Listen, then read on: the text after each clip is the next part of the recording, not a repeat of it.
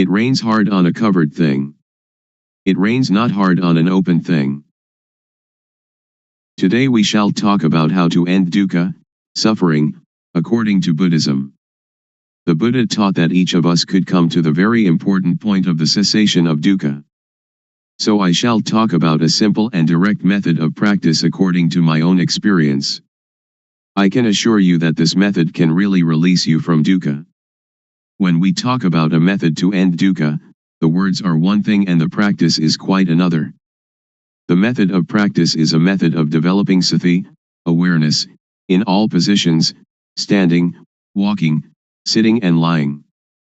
This practice has frequently been called satipatthana, the grounds of awareness, but whatever you call it, the point is to be aware of yourself.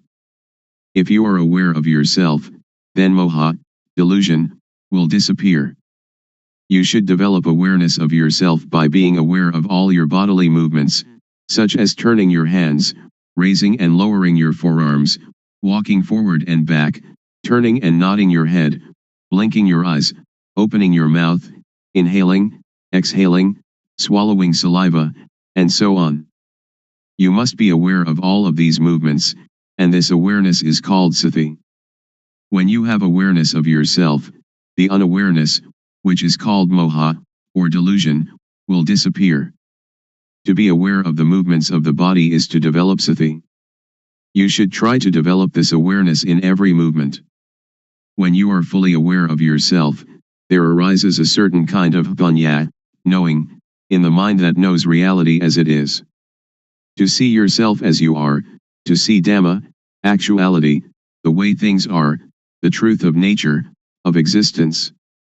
To see Dhamma isn't to see deities, hell, or heaven, but to see oneself turning the hands, raising and lowering the forearms, walking forwards and back, turning and nodding the head, blinking the eyes, opening the mouth, inhaling, exhaling, swallowing saliva, and so on. This Rup Nam. Rup is body, Nam is mind. Body and mind are dependent upon each other. What we can see is Rup, and the mind that thinks is Nam. When we know Rup Nam, we know reality as it is. When you see with the eyes, you should be aware of it. When you see with the mind, you should also be aware of it. Dhamma is yourself, everyone is Dhamma, whether male or female, Thai, Chinese, or Westerner, each is Dhamma. The practice is with us, and the teaching of the Buddha can really lead us to the extinguishing of dukkha. Individuals are Dhamma, Dhamma is the individual. When we know Dhamma, we will understand that everything is not as we think it is. Everything is samyuti, supposition. This is the panya that arises so that the real teaching of the Buddha can be realized. Whether the Buddha existed or not, Dhamma is there. When you really see this, you will be beyond your superstitions. Once you that Dhamma is yourself, it is you that lead your own life, not anything else. This is the beginning of the end of dukkha. Next we try to develop sati in all our movements in daily life. For example, when we make a fist or open it, we are aware of it. And when we are aware of all our movements, then not knowing, or moha, disappears by itself. When there is awareness of ourself, there is no delusion. It is like pouring water into a glass. As we pour the water in, it displaces the air, and when we have filled the glass with water, all the air has gone. If we then pour the water out, air instantly goes back into the glass. Just so when there is moha, sati and panya cannot enter. But when we practice the developing of sati, doing awareness of ourselves, this awareness displaces moha.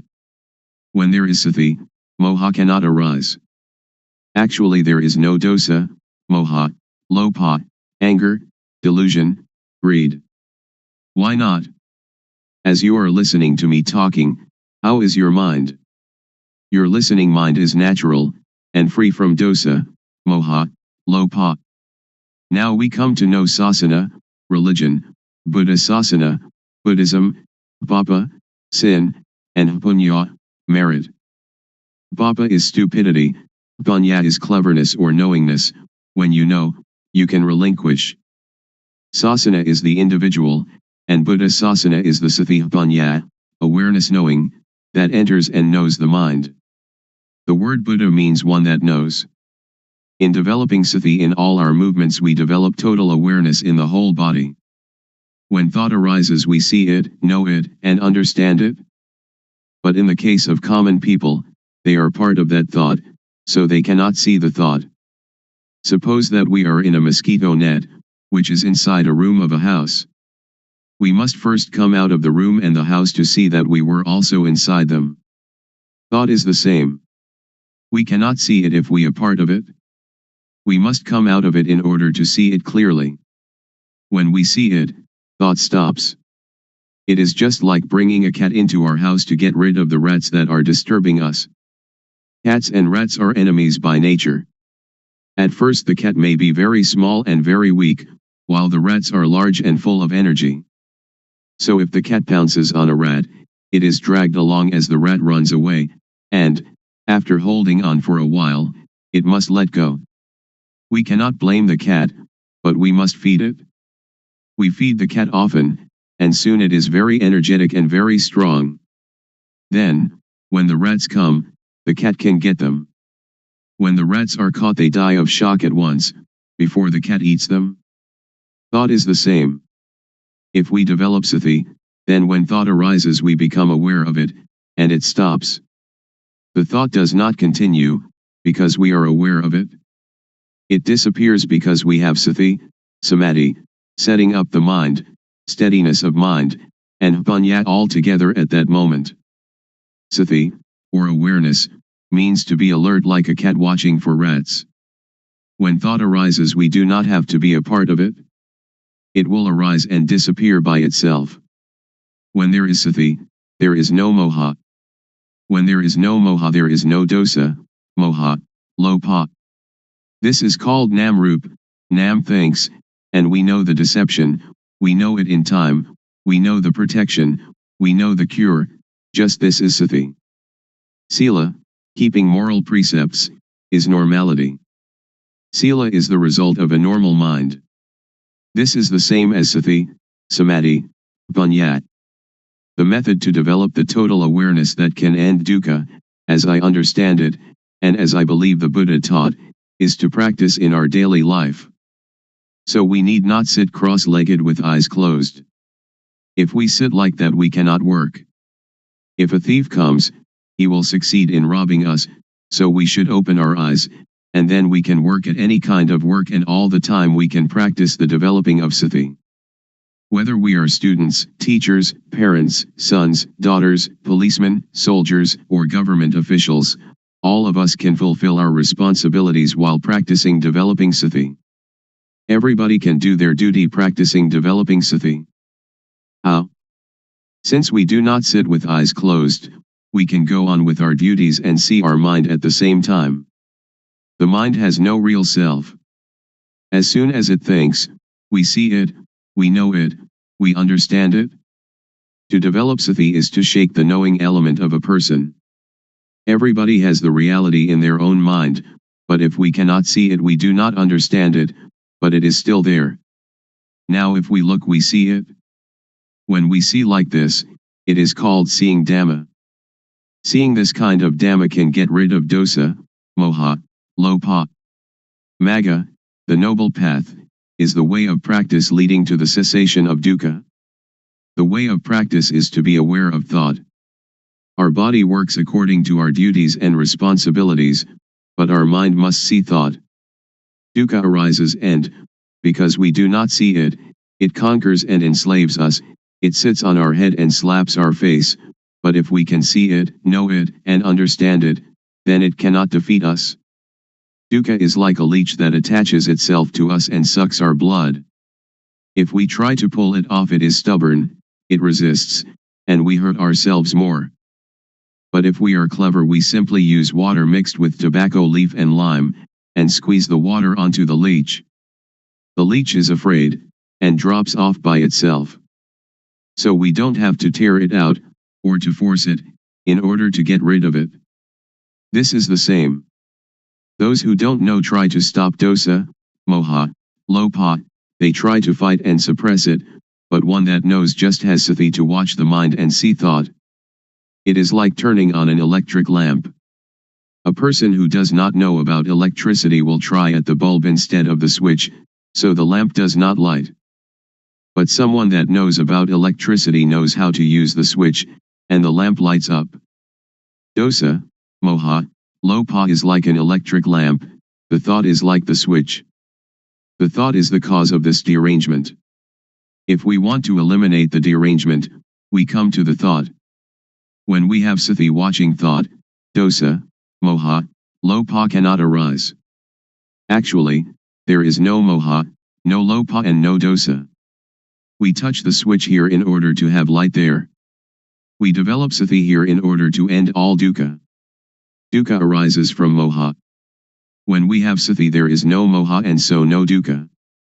When we move our hands we feel, and the awareness of this feeling is sati, and when we have sati we are separate from thought and can see thought. You should not pay so much attention to the movement, but use sati to watch conceptual thought. Just passively see the thought, do not stare at it. When thought arises, let it pass away. Actually, there is no moha. Moha arises when we are not aware. It is like when we build a new house, there are no rats, but when we fill the house with things the rats come. Sometimes, when people criticize or blame us, we feel disappointment. In this practice, awareness of the disappointment will arise at the same time, like the cat catching a rat. When we can maintain our mind in this way, dosa, moha, lopa cannot arise. When thought, suffering, or confusion arise, do not try to stop it, but observe it, and we will understand its nature. As soon as thought arises, sweep it away immediately and come to be with the awareness. Thoughts, suffering, confused mind, they will go by themselves. Any time that thought arises we know it, even while sleeping. When we move our body while sleeping we also know it. This is because our awareness is complete. When we see thought all the time, no matter what it thinks, we conquer it every time. Those that can see thought are near the current to nibbana, extinction of dukkha. Then we will come to a point where something inside will arise suddenly. If the thought is quick, panya will also be quick. If the thought or emotion is very deep, panya will also be deep. And if these two things are equally deep and collide, then there is the sudden breaking out of a state that is latent in everybody. With this occurrence the eyes, ears, nose, tongue, body, and mind are detached from sights, sounds, smells, tastes, touches, and mental objects. It is like uncoupling the drive mechanism of car. When the parts become independent of each other, the car, although it still exists, can no longer be driven. When this state occurs we do not die. We can still work according to our duties. We can eat, drink and sleep. But now, by the law of nature everything is void, and this is the unchangeable law. Suppose there is a rope drawn tightly between two posts, and we cut it in the middle, so that the rope falls apart. If we want to tie it together again, we cannot. If we untie it from a post to tie it in the middle, then we cannot tie it to the post again. This is like the six senses of one that realizes their original nature. When their eyes make contact with an object there is no attachment, just as a screw that is stripped, without threads, cannot become attached. All of the Buddha's teaching aims to put an end to dukkha. If we do not understand this we will be in doubt about his teaching, and speculation about rebirth, heaven, hell, and so on, speculation that should be ignored, will plague our mind. The teaching of Buddha is timeless, and is not limited by language, race, nationality, or religion. According to the Satipatthana Sutta, if you practice Satipatthana continuously, like a chain, that is, to develop sati at all moments, then arahata, extinction of dukkha, or the attainment of the anagami, non-returner, can be expected within 7 years. Or in as short a time as 7 months or even 7 days. If you develop sati according to the method I have explained, and have sati continuously like a chain, then in at most 3 years dukkha will be diminished by 60%, and in some cases completely eliminated. Some may achieve this in as little as 1 year or even 90 days. There is no gladness or sorrow, contentment or discontent. This way to the cessation of dukkha is an easy way. It is difficult because we do not really know. Therefore we have doubt and lack of confidence. When we are confident in every step of practice, it is not so difficult. You can practice it anywhere, but you should really know the practice. If you can assure yourself, then you have a refuge in yourself. Religion means this refuge. If you study books for many years, it will still be theory. But if you really practice, it will not take you so long, and you will know it much better than the theorists. In the Pali texts there are 2 important mental capacities, the first is sati, calling to mind, and the second sampashanya, awareness of oneself. When you are aware of the movements of your hand, you have both sati and sampashanya. The fruit from doing this is very great, it is incalculable. You cannot buy non-suffering, but must practice by yourself, until it arises by itself, because it is already there. Making merit and keeping precepts are like unhusked rice, which is inedible, but useful because we can use it to grow next year's crop. Making ourself calm is like husked but uncooked rice, and is still inedible. There are 2 kinds of calmness. The first is samatha, concentration, one-pointedness, calmness, the second vipassana, seeing the true nature of personal existence, calmness. In doing samatha meditation you must sit still, close your eyes, and watch your inhalations and exhalations. When the breathing becomes very subtle, sometimes you are not conscious of the breath, and you feel very calm, but the dosa, moha, lopa cannot be eliminated, because there is still not knowing, and you are not aware of thought. But vipassana meditation can get rid of dosa, moha, lopa, and this kind of calmness can be experienced anywhere and at any time. So we do not have to sit with eyes and ears closed. Our eyes can see, our ears can listen, but when thought arises we see it. This kind of calmness is latent in everybody. Our mind is originally clean, illuminated and calm. That which is not clean, illuminated and calm is not our mind. It is kilesa, defilement. We try to conquer this kilesa, but in actuality there is no kilesa at all. So how can we conquer it? The only thing that we can do is just to see original mind clearly, to encounter the thought clearly. When we see the mind clearly, there is no moha. The word clean indicates the mind's natural state, not stained or covered by anything. We have satipanya penetrate into the mind and see it, knowing it to be stable and unaffected by anything. This is the cleanness of the mind. The illumination of the mind is like having a bright light that allows us to go in safety wherever we may go. In this radiance we see our life mind all the time, every minute, every second, every instant. This is the illumination of the mind. Calm means cessation, the cessation of dosa, moha, lopa, of all agitation and difficulty, the cessation, too, of seeking any method or system. We need no longer look for a teacher because we really know, for and by and in ourself. When we really know the mind, we know it to be clean, illuminated and calm at all times. When we know the mind, we know how dukkha arises and how dukkha ceases. We know thought every time it thinks. We are even aware of our heartbeat. And whatever our movements are, we know them. We know by watching naturally, without strain or tension. The knowing is very quick, it is quicker than lightning, quicker than electricity, quicker than anything.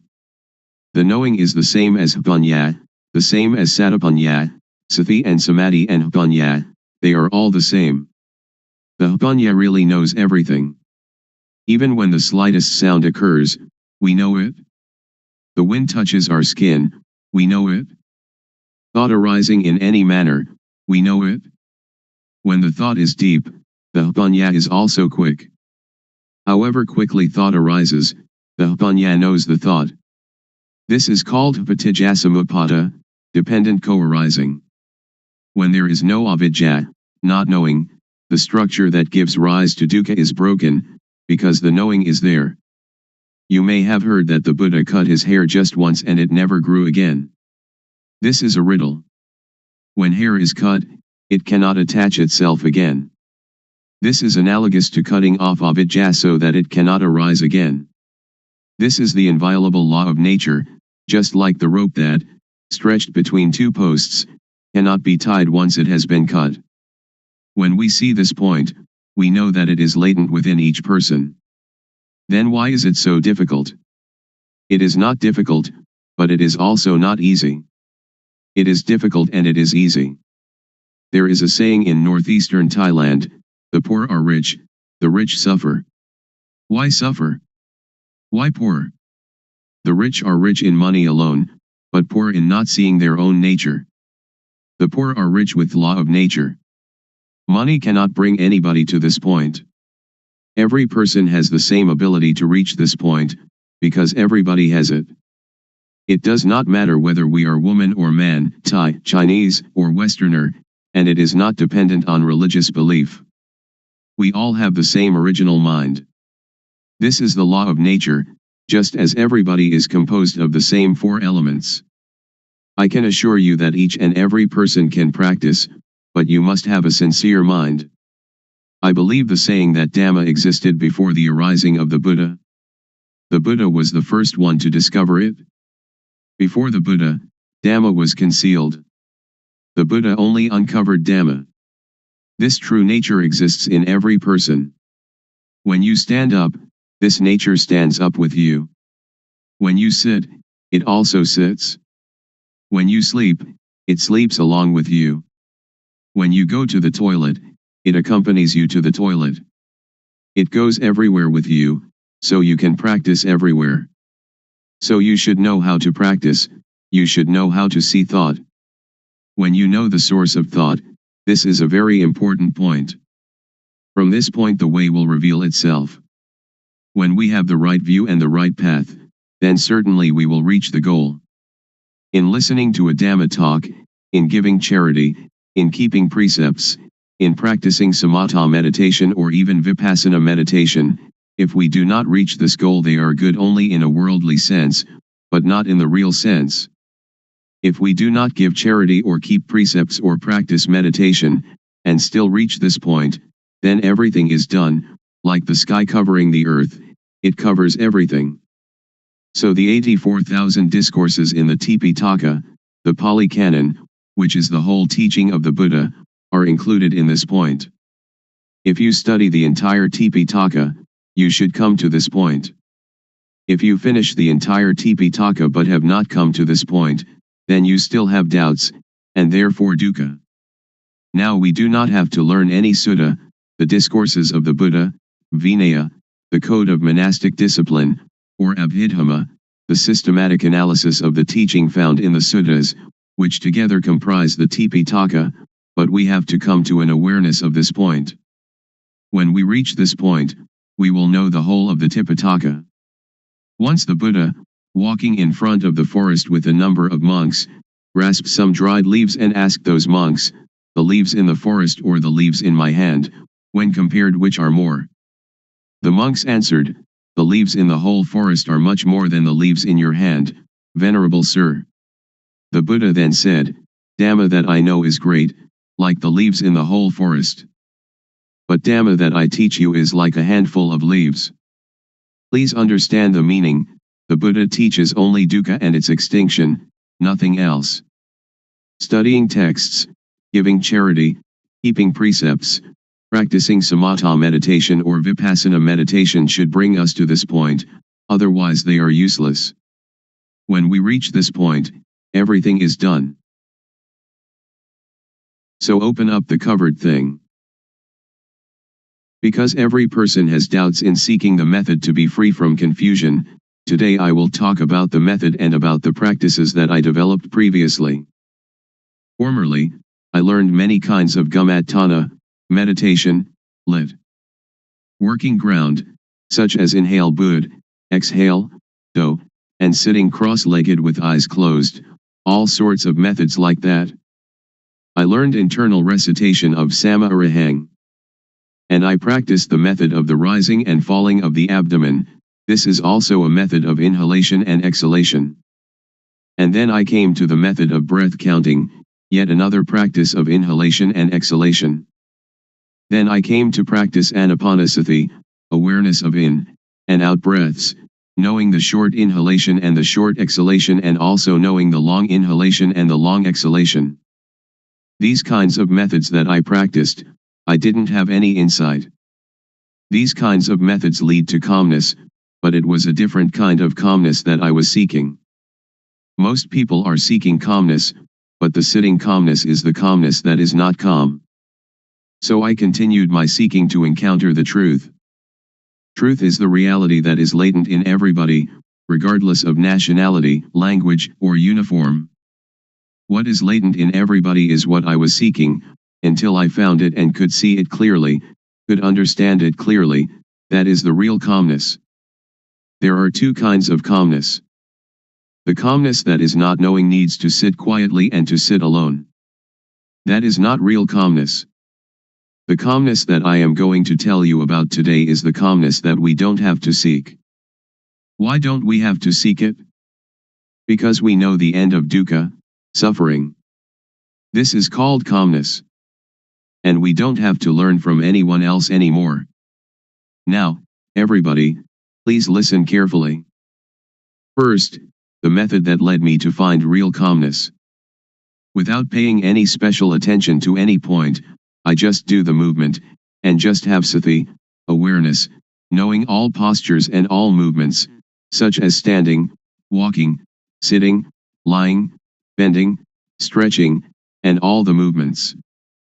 When I have practiced in this way, and have awareness of all my movements, panya, knowing, arises within myself.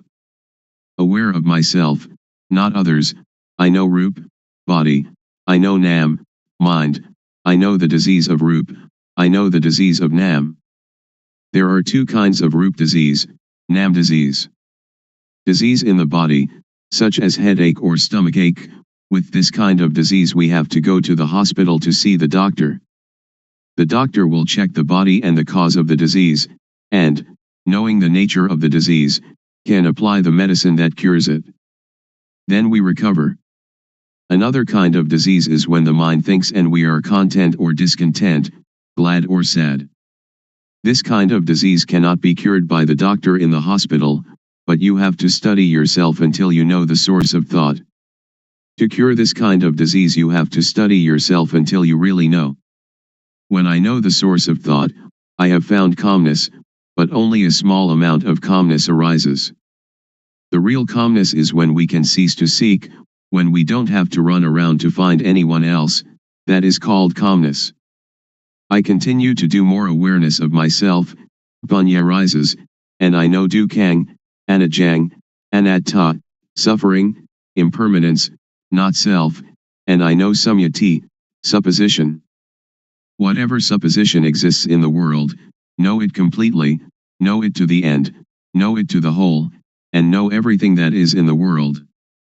What supposition is called samyati paniyati, convention of supposing, paramathapaniyati, convention of the touchable, athapaniyati, the deep meaning of the Dhamma, and ariyapaniyati, agreement between those that have become Dhamma. We have to really know these four conventions completely, really know them to the end, and really know them to the whole. After I know samyati completely, I know sasana, religion, I know papa, sin, I know punya, merit, I really know these things. Usually we attach to samyati, such as we attach to Hinduism, Buddhism, Christianity, or Islam. These things are only samyati. The real religion is everyone. Buddha Sasana, Buddhism, is satapanya, awareness knowing, which is in everybody. I can assure you on this point. When I know myself, I know everyone is like myself, because everyone can know. Now I will talk more about vipapa. Vipapa is when one doesn't know oneself. The most vipapa in the world is any person who doesn't know her, or himself. Punya is somebody that is self-aware. If you are aware of yourself, you are one that has punya, and are capable of really making yourself a noble individual, Ariya Pugala. This is called calmness. To be aware of oneself doesn't mean that we are aware that we are male or female, we are Mr. A or Mr. B, but to be aware of oneself is to have sati in every moment. Whatever movement the body makes, we are aware of it. Whatever the mind thinks, we are aware of it. This awareness really arises from the law of nature. When thought arises, we see it, know it, and understand it. When we see it, thought stops by itself.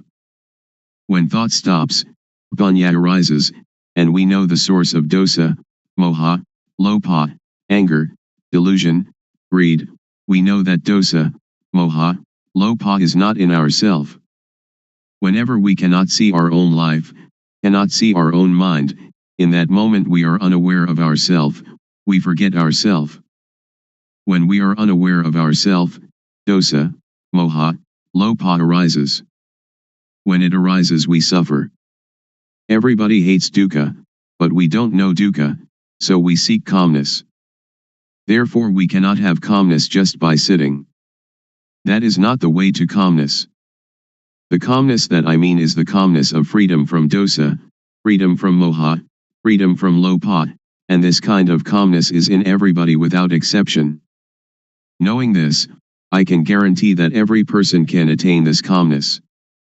Whatever nationality, language, or religion, whether you are a Hindu, a Buddhist, a Christian, a Muslim, or whatever religion, you can learn yourself, because everyone has body-mind. All of you sitting here now and listening to my talk, the mind of everyone is like this. Our life mind is already clean, illuminated and calm, but when we say that the mind is clean, illuminated and calm, we just imitate the words of others, we don't really see it. When we really see it, we will be able to guarantee that it is already there in everybody and that anybody, if they really practice, they must know it, they must see it, and they must have it. When we know it and see it, we can guarantee that this teaching can apply to everybody in any social class and of any age. A millionaire can practice, somebody who doesn't even have one coin can practice. An educated person with many degrees can practice, the illiterate can also practice. I can really guarantee this point, but we have to know the correct method, and see into our mind. Now, all of you listening to my talk, just look into your own mind, and you will know the characteristic of the mind. Here is a parallel. The seed of any kind of fruit, if we plant it in well-watered soil, under good conditions, it will have issue. An ordinary rice or sticky rice or whatever kind of grain we plant, it too will have issue and grow up. This is like every person. If you listen, and understand it, and bring it into practice, you will know.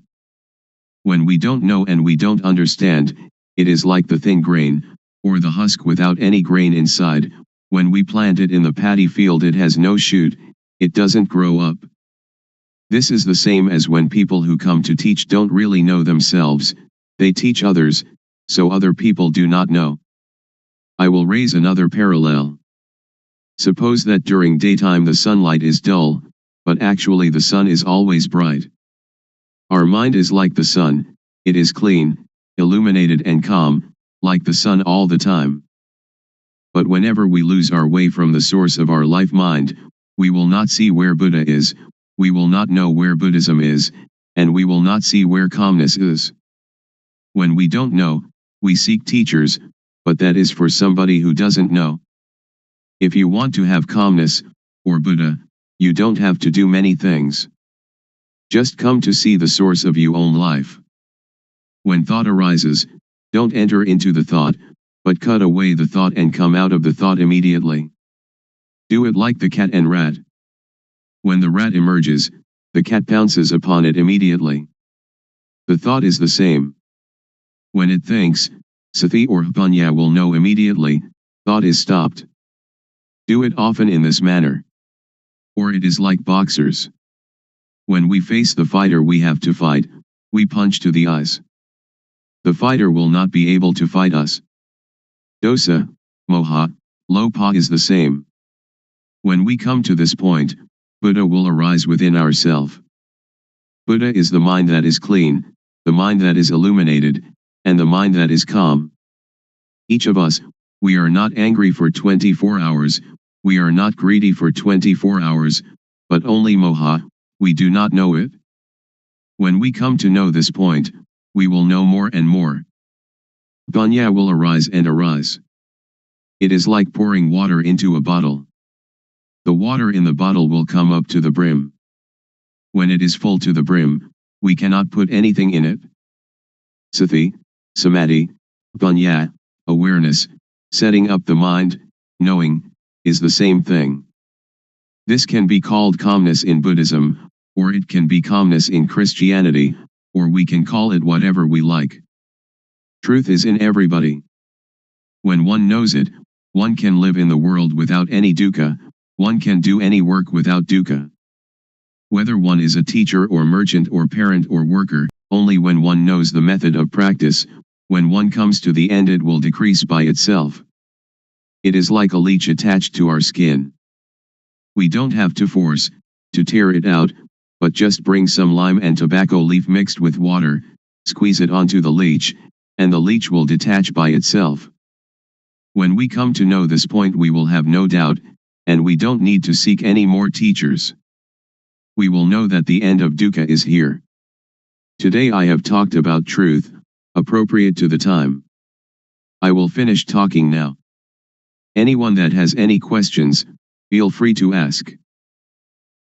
Audience. Why are people neurotic? Luangpor. Because we think a lot and we never see thought. We only see outside ourselves, that this person is rich, that person poor, this person beautiful, that person not beautiful, somebody who has a car only sees their car, somebody who has jewels only sees jewels, somebody with a watch only sees their watch. They never see their own life, their own mind. This is moha, delusion. To see our own mind clearly, without trying to do anything with or about it, simply seeing it and letting it go, this is the way to freedom from dukkha, freedom from all neurosis. So we should develop sati. Develop means to make much of it. As sati grows, its ability to penetrate into and reveal the mind also grows. If we only practice keeping the precepts or doing calmness meditation, it is still not safe. It is like lighting a candle in a dark cave. The darkness shrinks a little but is still there with us, we are still in the dark, and when the candle goes out the darkness immediately covers everything again. So we should emerge from the cave by having sati all the time, in every movement. This is an easy method. Anyone can do it, and it can be practiced everywhere. Audience. When we see thought and the source of thought, will suffering and all kinds of tension end or not? Luangpor. Not end yet, because we only know it but we still do not do anything with it. We only know and see thought, we only know the source of thought, but sometimes we lose the way of it. For example, each day we may know it 10 times, but the not knowing is more. So it is not the end. But it is the beginning of destroying moha in the source of thought. Audience.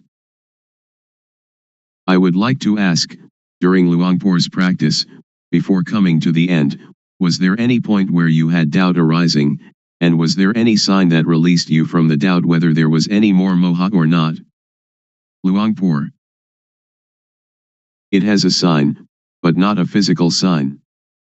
The sign is that you see yourself and you have no moha. It is as if an overturned bowl had been set aright. Or it is like uncovering something that has been covered over and hidden. Only anyone that comes to this point will know it, and will immediately have no doubt. We don't have to talk about dosa, moha, lopa, because it is quite common, it is a shallow matter. When we talk about seeing thought, most people know thought but they do not see thought. When we know thought, thought will still continue, and we lose our way in the continuity of thought. We have moha in thought, then dosa, moha, lopa comes at this point. So this is why a person who knows thought still has dosa, moha, lopa.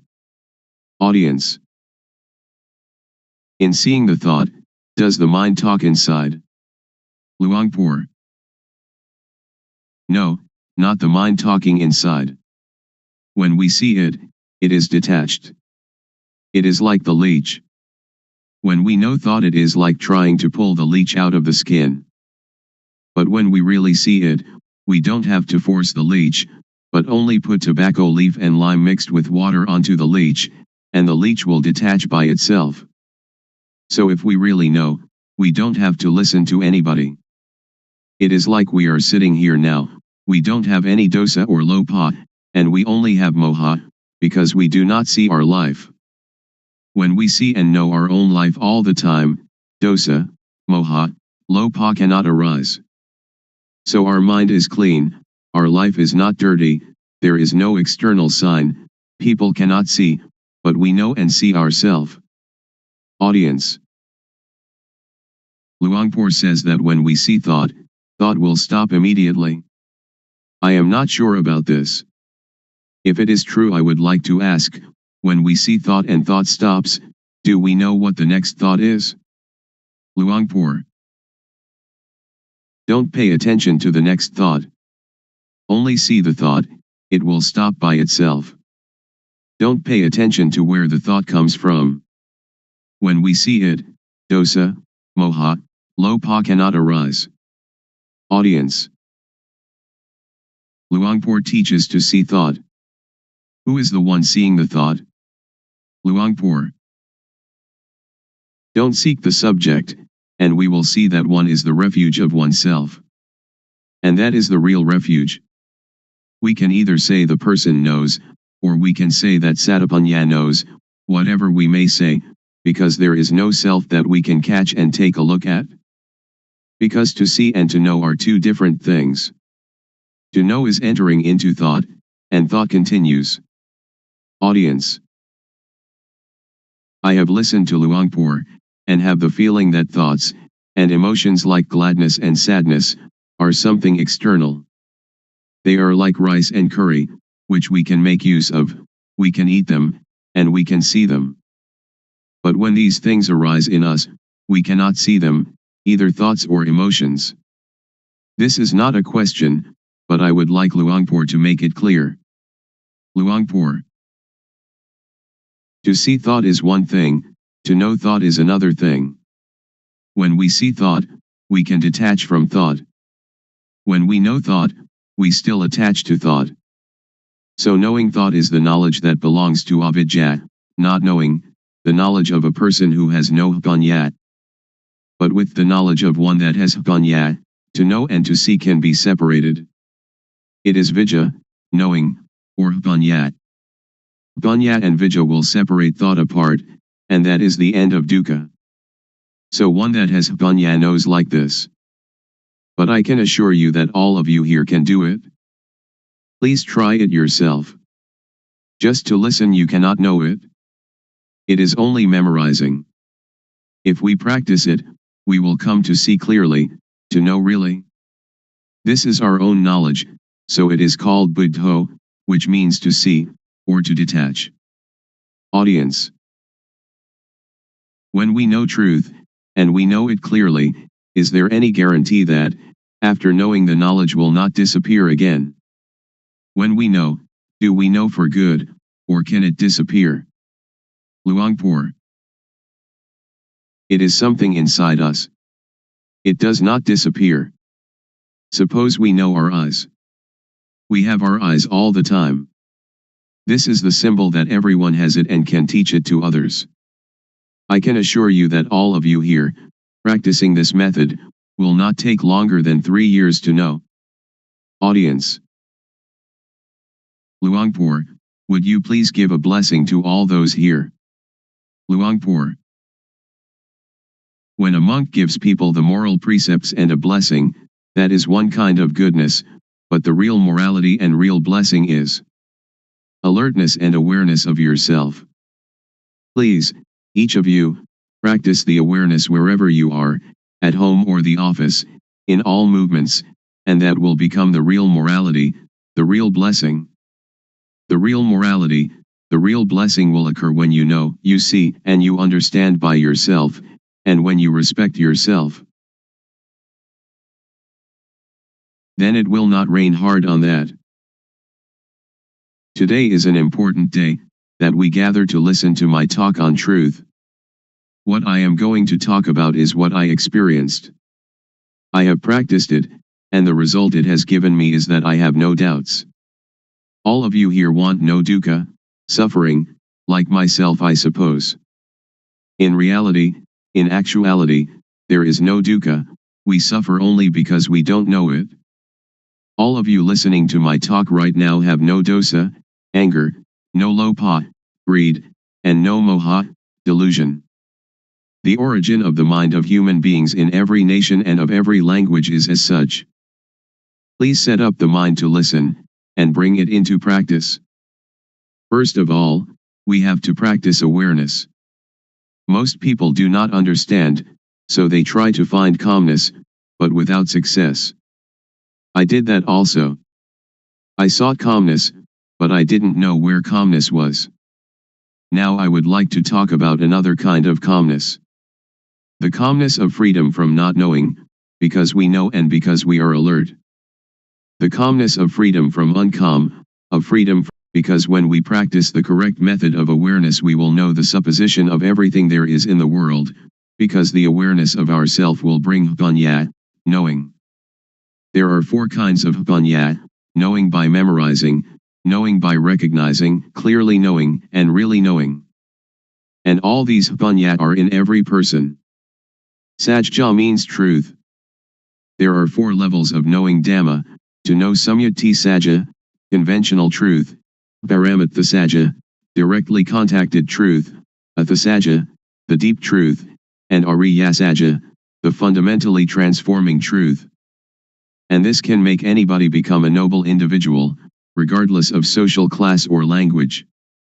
The first step is Sotapanya, the second step, Sakadagami, the third step, Anagami, and the fourth step, Arahant, the 4 stages in the change from being hopelessly deceived to fully freed. Now in the beginning stage of practice, we know Vatu, thingness, we know Paramatha, mind touchable, we know Akara, change in Jess. The mind will change to be Ariya, noble, because we have clearly seen the source of dosa, moha, lobha, anger, delusion, greed, and then clearly known the source of Vedana, sunya, sankhara, vijnana, feeling, percept, conceiving, knowingness. This is called to clearly know and to really know with Jnana-panya, the knowledge of full awareness knowing, that arises from the developing of sati, awareness. Next, we use sati to see the mind, panya will arise, and we will know the source of kilesa, defilement, stickiness, tanha, craving, heaviness, upadana, attachment, and kama, action. Next, use sati to see the mind again, whatever thought arises see it immediately, and we will know the deception, know in time, know the protection and know the cure. We will know how to conquer conceptual thought. Sila, moral conduct, will occur within our own mind. It is not the person who observes sila, but sila observes the person. Sila means normality. Whenever the mind thinks abnormally we see the thought immediately, this is called sila observing us. People who only keep the precepts will not know this mind's occurrence. So sila is a tool to get rid of crude kilesa, to destroy dosa, moha, lopa, to destroy kilesa, tanha, and upadana. Then sila appears. Samadhi, steadiness of the mind, setting up the mind, is the tool to get rid of the median kilesa. Median kilesa is the attachment to calmness. I have done breathing meditation, which brings calmness, but it is the kind of calmness dependent upon moha. I did that because I didn't know the real calmness at that time. Now I know calmness. Real calmness is clearly seeing, really knowing, and really understanding. This kind of calmness, everyone can do it when they know the source of moha. Whether you are a teacher, student, merchant, or homemaker, you can do it. Everybody needs calmness, and this kind of calmness, whatever kind of work you do, you still have it, because you know the source of moha. We don't have to sit with eyes closed to get calmness, but we can have calmness in this very society. Whenever conceiving thought arises, samadhi will see it immediately. Samadhi doesn't mean to sit with eyes closed. Samadhi means setting up the mind to see our own mind, to see our own work. Now panya gets rid of the subtle kilesa. We know the subtle kilesa when we know the source of thought whenever it arises. Whatever we do now, we have normality in speech and mind. When all these conditions gather, there will arise a kind of jnana, insight knowledge, and it will break apart from the person. Only the one that practices will know. All of you sitting here now have as yet no jnana, but the non-suffering and non-happiness is already there. When we don't have jnana, we don't know it, so we seek calmness. Now, as you are sitting here, look at your own mind. You don't have jealousy, ill will, and aggression. Now your mind is indifferent, not suffering and not happy, beyond good and evil. This state is in everybody, and this is the calmness that everyone is seeking. Somebody who doesn't know comes to teach people. A lot of people follow that person and sit with eyes closed, trying to find calmness. This is trying to get something that doesn't really exist, trying to make something that cannot be real become real. It is impossible. So that is only the state of delusion. Now we come to know the real thing. It is called upekha, indifference, equanimity. It is our own mind. It is like something that is covered over. Now, when we come to see our own mind, it will be revealed. So we don't have to do anything with calmness, because it is already there. The only thing we have to do is know the method of practice. The method of practice is to know the movements of the body. We don't have to watch the movements of our breathing, we have to know the movements of the physical body and then see the movement of the mind. Breathing is never glad or sad, it never hates anybody or likes anybody. What is angry is the mind that is thinking. What is pleased is also the mind that is thinking. So we come to see only this point. To see this point is to be aware of thought. In order to see thought, don't enter thought. As soon as it thinks, detach from thought, like a cat catching a rat. We don't have to teach the cat to catch rats, but whenever a rat comes the cat will get it. The clear knowing and real knowing is the same thing. Most people understand panya only as memorizing and recognizing. Very few know clearly and know really. Anyone that will clearly know and really know must make an effort always. Wherever they go they always watch thought, going to the toilet, eating food, whatever they do they look at thought. When we watch thought a lot, like a cat watching for rats, then when thought arises sati or panya will clearly see immediately. This is called panya, getting rid of the subtle kilesa. When we come to this point it is like the hidden thing is revealed, and we will know all religion, we will see with self-understanding the teaching of any religion. We will understand Hinduism or Christianity. We don't understand now because we just memorize from the texts. That is only a kind of history.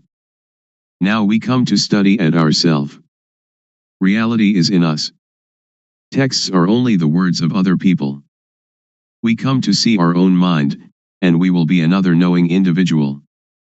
I will stop now. Anyone that has questions can ask. Audience. Luangpor teaches that when we go to the toilet we also watch thought. Shall we watch our walking, or shall we watch thought, or what shall we watch? Luangpor.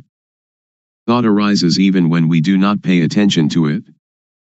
So when it arises we will see it, we will know it, we will understand it.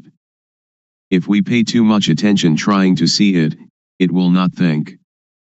So we should practice in an indifferent, detached way. When it thinks we will know. Samadhi is also awareness. When you are aware of yourself, that is samadhi. When it thinks and you see thought, that is samadhi. Audience. When I sit I can watch the thought, but when I walk to the toilet and intend to see the thought, when thought arises should I stop walking and see the thought, or what should I do? Luangpor. You don't have to stop walking, just be aware of yourself. When we are aware of ourself, that is samadhi. Whatever movement we make we will know it. Unintended thought will arise by itself. If we do not see it we will attach to it, and this is dukkha. So we come to know the cause of dukkha. Normally our mind is indifferent. It can think without dukkha, and we know that it thinks without dukkha, but when we do not see thought we follow thought, we enter the cave, and that is dukkha. To see thought is difficult for somebody who doesn't understand, but it is easy for one that understands. To see thought doesn't concern any kind of work. We can write, and when thought arises we see it. When we walk to the bathroom, or when we are bathing, and it thinks, we just see it. So we don't have to do anything with calmness, because calmness is already there. The real calmness is when we see thought. Audience. So we don't have to stop thinking. Luangpor. Right. Just watch the movement of the mind. Don't force the mind not to think, don't try to prevent or force the mind not to think, don't try to prevent or get rid of thought. Many people want to tranquilize the mind, they don't want the mind to think. That is the understanding of others. But in my view we should let the mind think. The more it thinks the more we know. It is like when we dig a new well, the water is at first full of dirt. So we have to empty out the water, bucketful after bucketful. We don't have to stop up the hole out of which the water is flowing, but we let the water flow, as much water as possible, and we continue emptying out the dirty water. We clean the edge of the well and continue emptying out the water. We do it again and again. We do it until all the dirt is gone and the water flowing out of the hole is clear and pure. If anything were now to fall into the well we should see it and know it immediately. So we don't have to stop the mind from thinking. Sometimes it thinks this, sometimes it thinks that, but we just see it immediately, like cat catching rat, and the more it thinks the more we empty it out. When thought arises we see it, that is the important thing. Audience. When we sleep and when we are awake, do we watch thought in the same way? Luangpor. The same. When we cannot see thought, when thought arises during the day we don't know it. At night when we dream, we also don't know it. Now, when we see thought wherever we go, when thought arises we know it. At night we sleep, and when it thinks we also know it. Audience. I am still puzzled. Should we see thought or should we see ourselves? Luangpor. They are the same. We can call it seeing thought, and we are also aware of ourself at the same time. Audience. I would like Luangpor to explain the difference between knowing thought and seeing thought. Luangpor. When we know thought we enter into thought, and thought still continues, it doesn't stop. But when we see thought, when thought arises it stops immediately. So we should practice often to see thought. There will arise yana banyat. Do it like boxers. Every boxer wants to be world champion. Boxers need to be very quick. Dosa, moha, lopa is quick in one way, sati, samadhi, banya is quick in another way. When we train Sati Samadhi Panya, to be very very quick, it will be world champion, it will conquer the world. This conscious body is the world. Do we want dosa, moha, lopa, or Sati, Samadhi, Panya, to rule the world? If dosa, moha, lopa rules the world, it is a world of endless sorrow, endless dukkha. If Sati, Samadhi, Panya, rules the world, it is a world of radiance and peace. Audience. When we watch our movements and thought arises, how can we know it? Luangpor. If you want to know, you have to practice yourself. Audience. Is discovery of calmness the same as discovery of oneself? Luangpor. Yes. Audience. If we can find calmness within ourselves, how can we keep it with us all the time? Luangpor. It is there all the time. What is not there all the time is not calmness. Audience. People have kamma and kamma disturbs us. So how can we be calm? Luangpor. No, not in that way. We just think ourselves. Kamma just means action, not those kinds of kamma that you did in the previous life. Audience. If we don't think about kamma, then there is no kamma, is there? Luangpor. Right, we don't have to think of it. Audience. People are seeking the same thing, but why are there so many thoughts? Luangpor. Because there are many different teachings, many books, much talking, so all are mixed up, and this causes suffering. This way of calmness doesn't concern studying books. It doesn't concern anything.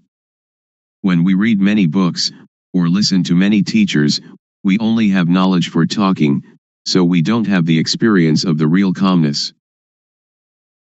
Audience. How can it be there all the time? Luangpor.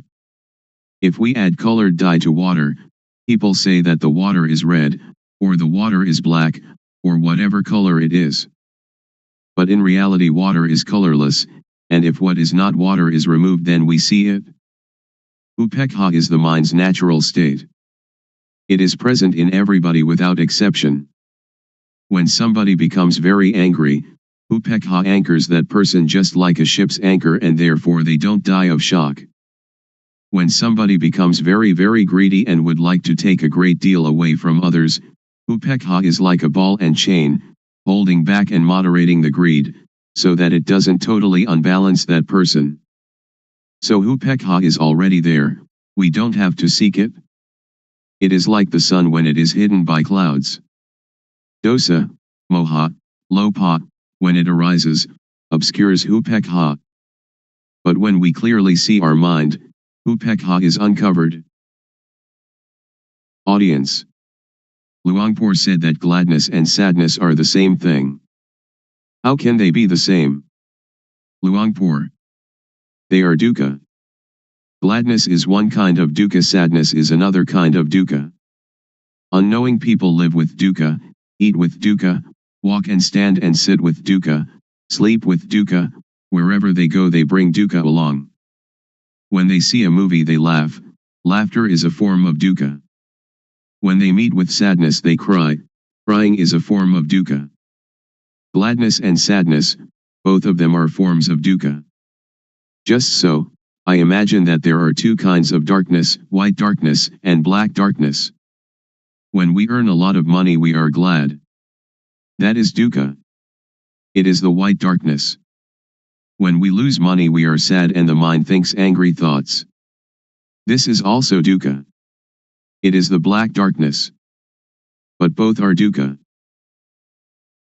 Audience. In reality there is no gladness or sadness, they just arise from moha, don't they? Luangpor. Just like that. Audience. Luangpor said that all kinds of gladness are dukkha. Is there some kind of gladness that is not dukkha, for example love between husband and wife? Luangpor. All are dukkha. Audience. How about gladness in Dhamma, or sometimes when we look at the sunshine we feel happy? Luangpor. That is not dukkha, not suffering or happiness, not gladness or sadness. It is indifference, equanimity. Audience. I would like Luangpor to explain the thing that is called love. For example, a woman and man who are going to get married. Luangpor. Somebody who doesn't know dukkha will approach dukkha, and dukkha will teach its lesson. Audience. When we see thought, it stops. So during which time do we see the three characteristics, anicca, dukkha, and anatta? Do we see them when we see thought, or before seeing thought, or when we think of them? Luangpor. When we think of them, that is not seeing with jnana-panya, it is just memorizing or recognizing. After we clearly know and really know, we don't have to ask anyone. Audience. How about the intention to do something? Suppose that somebody says something bad to us, and we have the intention to harm them. Luangpor. To harm is stupid. When we know the states of suffering and of happiness, we do not want anybody to suffer. We will help all to live without dukkha. Audience. When I am going to give money to beggar, I know my thought, which is to give money. To see that thought, is that called panya? Luangpor. That is not called panya, it is called knowing from memory. All of us have mind, so before doing or saying anything, just look at our mind. Our real mind or real life doesn't hate anybody and doesn't love anybody. When we hate or we love, that is kilesa arising. So just come to see the mind at the beginning, and dosa, moha, lopa will be destroyed. After that, vedana, sunya, sankhara, vijnana, will still be there, but they are pure and have no dukkha. Continue to see the mind. We will see kilesa. Kilesa is like gladness and sadness. When we like something and we give it to somebody, it isn't that this is not kilesa, because we like the person that we give it to, we give it with kilesa, we don't give with indifference. Ra, venerable, noble, is indifference. Ra means one that teaches others to be indifferent. Audience. When we give charity, we usually think of metta, loving kindness, and karuna, compassion. So where is karuna and where is metta? Luangpor. Those are just words for talking. It is not Dhamma. It is social. Audience. If we don't have metta and karuna, how can we have the motive to do good for others? Luangpor. That is the beginning stage, or the foundation for ethics of the world. Audience. In the case of Luangpor, who is trying to help us to be free from dukkha, isn't it the metta of Luangpor? Luangpor. Not metta. Anybody that would like to have Dhamma, just accept it. We don't have gladness or sadness. It is like when we see someone that is drowning, we jump into the water and help them without thinking anything. Audience. When that person sees someone drowning and helps immediately, is it the result of social ethics or is it their own nature? Luangpor. It is their own nature. But when we try to help other people, we don't see our mind, but the nature of the mind is already there, the indifference is already there, we never come to see it and we try some other way. That is why we don't have real calmness. Visible here and now. Calling to come and see. The Dhamma of an instant. Today I would like to bring to you the truth, as I have heard it from the elders, who passed this truth on from generation to generation. It may be that you've heard it, it may be that you haven't. When listening, please set up the mind to listen, listen with sati, samadhi, panya, awareness, steadiness of mind, knowing. Consider these words, and find their actuality at last. In everything that happens there must be cause and effect. For example, the cause is that we go to work, the effect is that we earn money, the cause is that we go to study, the effect is that we gain knowledge. So the knowledge is the result of the study. Therefore the cause is to be diligent and the effect will be truly useful. The elders used to teach that the cause is developing sati, awareness, the result is the knowledge that arises. They have said so. Whether or not the Buddha talks in this way, or whether or not your parents and teachers talked in this way, make the experiment, and discover for yourself whether it is true or not. We have to consider and to really know it. The cause is called the developing of sati, the truth is called sajja. Whether or not we know it, it is still there, like something beneath an overturned bowl, we right the bowl, and what was concealed is revealed. Or it is like opening up what was closed. You should try it, and see for yourself whether it is like this or not. You can sit with legs tucked back to one side, sit with legs outstretched, sit on a chair, or sit in half lotus. Rest your hand on your thigh. Now turn the hand up onto its edge, having awareness of doing it. Turning the hand is the cause, the awareness of doing it is the effect. Turn the hand back down, having awareness of it. The cause is turning the hand down, the effect is the awareness that coincides with the movement. Turn the hand up, being aware of the movement. Turn the hand back down, being aware of the movement in the movement. The cause is turning the hand up and being aware of it and turning the hand down and being aware of it, the effect is that the knowing will accumulate. So when you are doing this, are in the rhythm of it, developing sati, you can say it is the same as the Buddha's teaching, the same as the elders' teaching. You should develop sati. When you develop sati, panya will arise. The elders used to tell us that Buddha taught the four satipatthana, the bases of awareness, or the four major postures, which are standing, walking, sitting and lying down. You have sati in these postures, then you have the sati to know other, minor movements. In all minor movements, stretching, bending, and all other movements, have the sati to know it. The effect will be the knowledge that arises. Some people may say that this accords with the texts, some may say that this does not accord with the texts, but please listen, and try to practice yourself. If it is useful we use it. If it is useless we cast it away. The knowledge that we have learned, we know it already, but the knowledge we have never heard, please try it and find it for yourself. This is a practice I have done. Sit comfortably, back erect, hands palm down upon the thighs. Now turn the right hand up onto its edge, being aware of the movement. Then raise the hand straight up to chest height, being aware of the movement. Then bring the hand down to rest on the abdomen, being aware of the movement. Now repeat these three movements with the left hand. Then, having sati in each movement, move the right hand up the chest, then swing it out to above the right leg, then lower it to rest on the thigh, and then turn the hand back down again. And now repeat these four movements with the left hand. This is rhythmic practice. It is called the minor movements. Humans cannot stay still, so we find some work for the body to do and then use the sati to be with the movement. You can call it sati or you can call it samadhi. The feeling is called sati, samadhi is setting up the mind. When you do it, have awareness of it. If you don't set up the mind, then you will not know. When you blink you know it. We blink since our birth from our mother's womb, but we don't know it. When we look to the left or look to the right, we don't know it. We don't have sati, samadhi.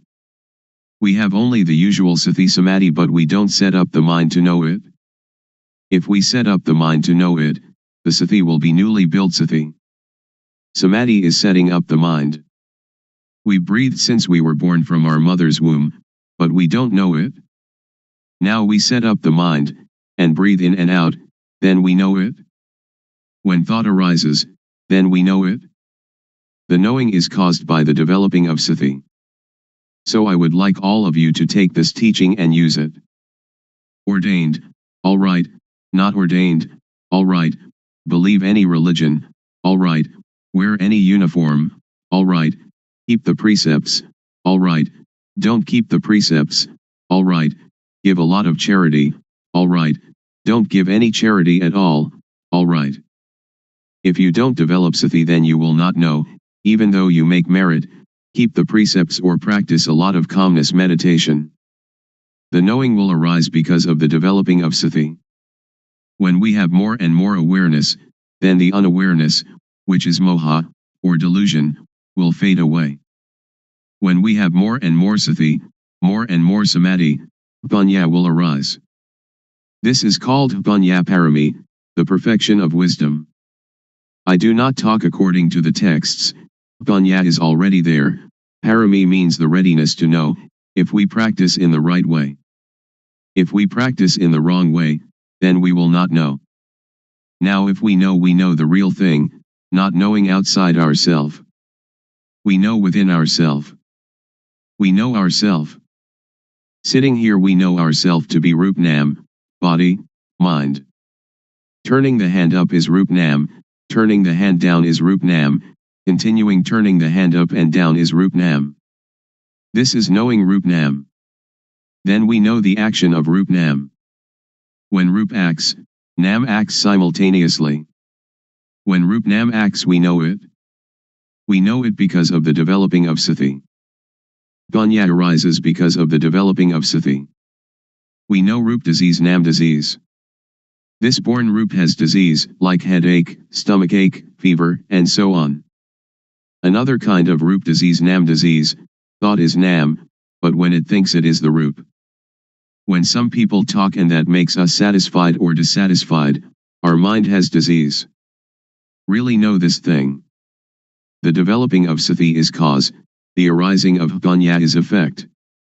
After knowing Rup Nam, we come to know dukkang, anajang, anatta, suffering, impermanence, not self.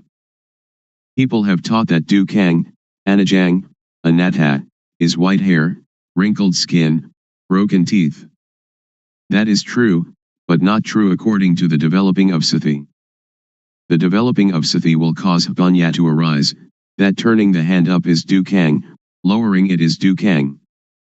Dukkang is with the Rup. Rup is a kind of lump of dukkha. Dukkang is unbearable. Anajang is unstable. Anatta is uncontrollable. It is like that all the time. If we know it, it is like that. If we don't know it, it is also like that.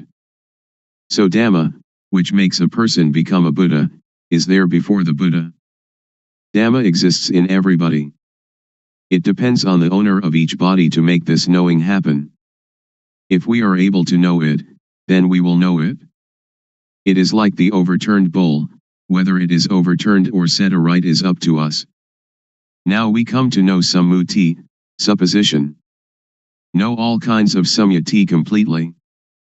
We know that money is just a kind of metal, just a kind of paper, but we conventionalize it. Woman and man are samyati as well. When we don't know it, we suppose it to be woman and suppose it to be man. But if we don't suppose it, then we don't know them. Ordination and disrobing, monk and novice, all are samyati, just take a piece of cloth to wear. The knowing is sati, samadhi, panya, and saja is truth. If it is true by samyati we know it. If it is true by paramatha, direct contact by the mind, we know it. Ghosts and deities are all sammuti. Have we ever seen them? A ghost is a person who acts, speaks, or thinks evil. The body doesn't do anything, it is Rup, like a doll. The thing that moves is the mind. Deities are the same, we suppose them. When we don't really know samyati, we don't know. We really don't know. I can guarantee that we don't know.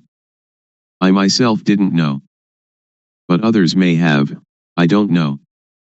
I have done many kinds of meditation, like Buddho, Samarahang, counting breaths, the rise and fall of the abdomen, and sitting and observing the breath, but I really didn't know, the knowing didn't come, didn't arise. It led to calmness and attachment to calmness. So calmness, or samatthana, the working ground for tranquility, is like putting a rock on top of weeds. When we take the rock off, the weeds will grow better than before, because the soil has been kept moist. Vipassana means clear insight, a complete uprooting. This is the real knowing. Anyone that does it, will know it. Anyone that was born as a human being, can do it, regardless of race, language, or religion. But we have to understand the correct method. Also we know sasana, religion. Sasana doesn't mean temples. The temple is just the supposed sasana. This is called samyati-paniyati, convention of supposing. Paramatha is the real thing, which exists in humans. Everyone is sasana. They say that sasana is teaching, they teach and the ear hears, then sati, samadhi, panya considers it, and becomes knowing. Really know that, oh, everyone is sasana. To destroy sasana doesn't mean to destroy temples or Buddha images, or Bodhi trees.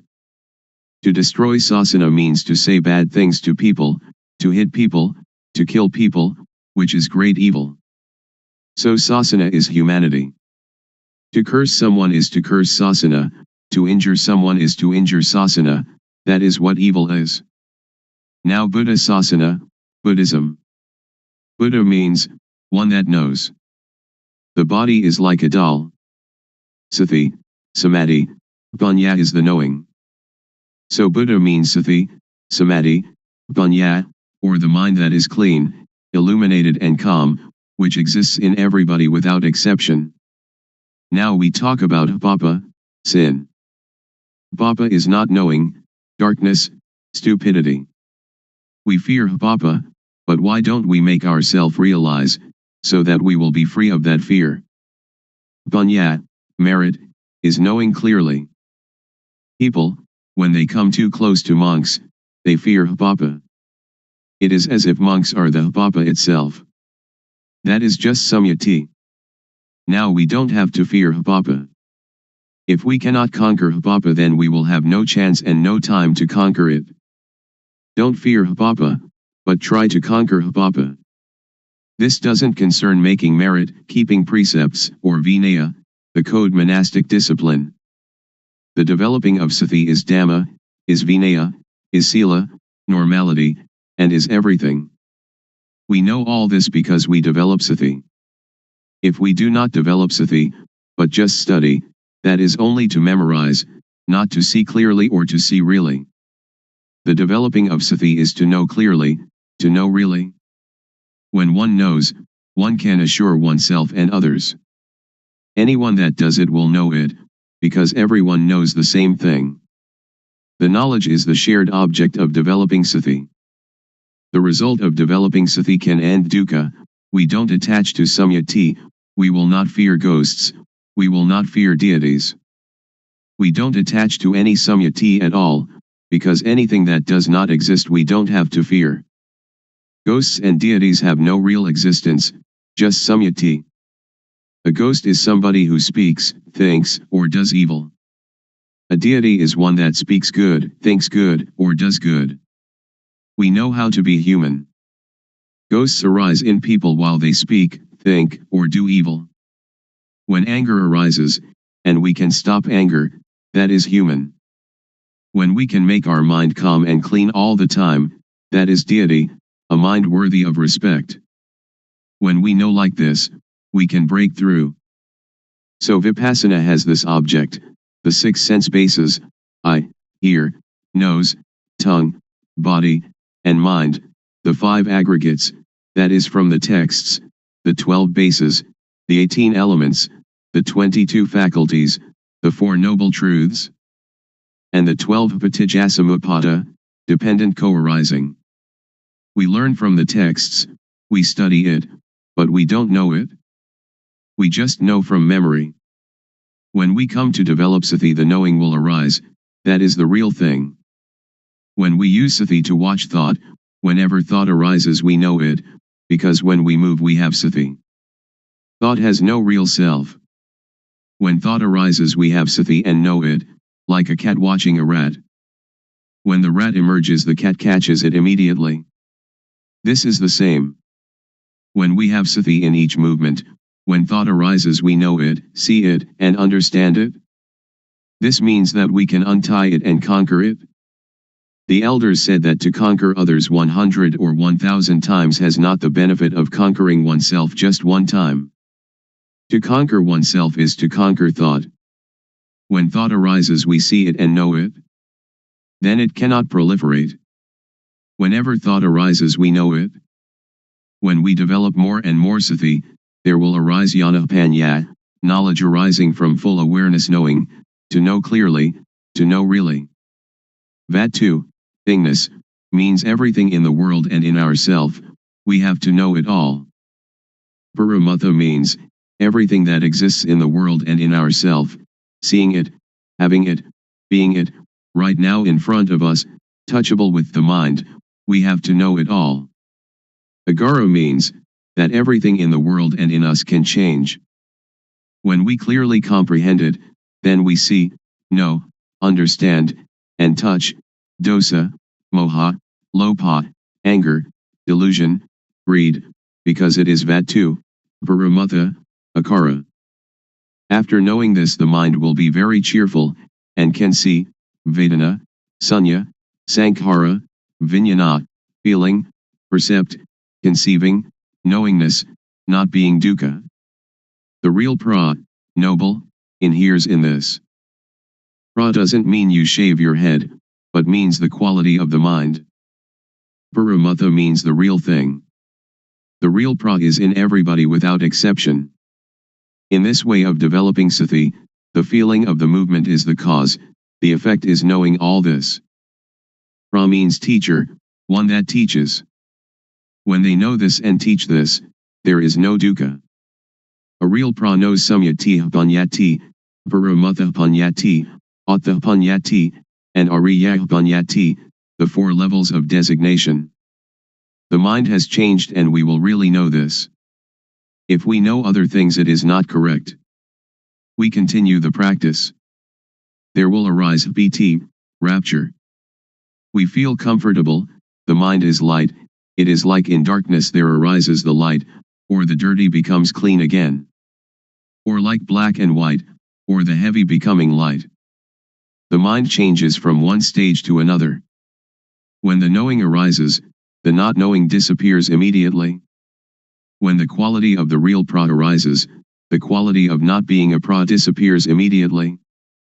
When the quality of being deity arises, the quality of being ghost disappears immediately. When the quality of being human arises, the quality of being other disappears immediately. It arises and substitutes for the other. This is called to be born here and die here. Not being born from the womb of the mother and dying physically, that is another thing. That is also the supposing of dukkang, anajang, anatta. Continue the practice. It will be like a pot of water, which has filled to the brim, is now having water removed. When the knowing arises, sati will be reduced, not full like the previous stage. In the practice our awareness is full, but when the knowing arises it will attach to the knowing, it will attach to the object. When the object arises we have confidence, and it enters into our memory in the brain and is never forgotten then on. I have known this since I was 46, but I haven't forgotten even a little. I know Rupnam in the morning and know the changing of the mind in the evening. I really know this, and I have the confidence to guarantee that it is the teaching of the Buddha. The Buddha taught this thing. Making merit, giving charity, keeping precept, that is good in one way, but learning from the texts, we do not really know how to practice developing sati, how to deal with the mind. A person who doesn't know teaches a person who doesn't know. The result is not knowing. One that knows teaches, the result is knowing, because everybody has it, each can become the real pra, a noble individual. Woman, man, child, if they know it they become the real pra, a noble individual. Therefore the pra is a kind of blessing, because she or he teaches people to know. Blessing means noble. The noble knowledge is called giving Dhamma as charity, or giving knowledge as charity. This is the path of the real noble individual. When we develop sati, and know the movements more and more, jnana paññā will occur. When jnana, insight knowledge, arises you will really know, you don't have to remember from the texts. You will know kilesa, tanha, upadana, kama, stickiness, heaviness, attachment, action. Seeing clearly, seeing really, kilesa, tanha, upadana, kama, will reduce or fade away. When we know this point, we don't have to believe anybody. The one that sees it owns it. Suppose that the Buddha comes and tells you that this practice is not correct, you will also not believe him, because it is real. When jnana paññā arises, you have real confidence. When you know this point, BT will arise again. When I knew this point during my practice, I went to sleep. After getting up, I started walking back and forth. The cause is walking back and forth, the effect is that the knowing arises again. I walk back and forth and have the knowing. At that time, there is a centipede running across my path. The centipede is cause, the effect is that I see the centipede. I light a candle and try to find the centipede. When I cannot find it, I bring the candle back, and then begin to walk back and forth again. Walking back and forth is cause, the effect is knowing sila, sila kunda, samadhi kunda, paññā kunda, all that belongs to normality, setting up the mind, knowing. The knowing arises that kunda means, vessel, container, to contain, to fight it. You can fight everything. It is like when the container is good and you go to get water, you can have that water to drink. But if the container is broken, when you go to get the water, you cannot get it. In the texts they call this, ati sila sikha, ati jitta sikha, and ati paññā sikha, the training in the higher morality, higher mind, and higher wisdom.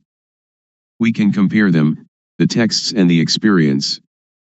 This is called sila has arisen, therefore sila is the tool to get rid of the crude kilesa. Sila is already there in us.